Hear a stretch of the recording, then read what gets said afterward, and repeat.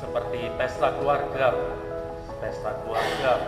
untuk menjadi saksi dua keluarga yang jadi satu, dua keluarga yang membentuk satu yang baru,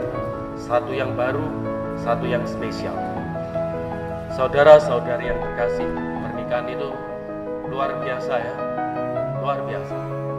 Karena seseorang mau memberikan dirinya sepenuhnya buat orang lain. Itu yang kita rayakan dalam perkawinan.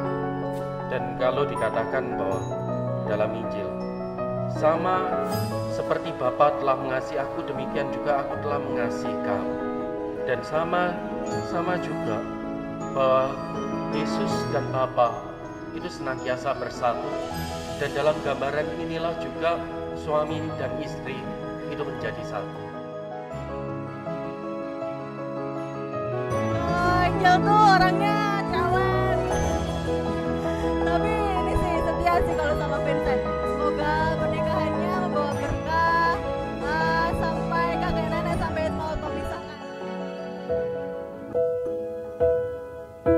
We were as one, babe, for a moment in time. It seemed everlasting that you would always be mine. Now you wanna be free, so I'm letting you fly. 'Cause I know in my heart, babe, our love will never die. You'll always be a part of me. I'm part of you indefinitely. Oh, don't you know you can't escape me? Oh, darling, you'll always be my baby. And we'll linger on. Time can't erase a feeling this strong.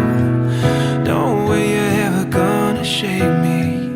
Oh, darling, you'll always be my baby.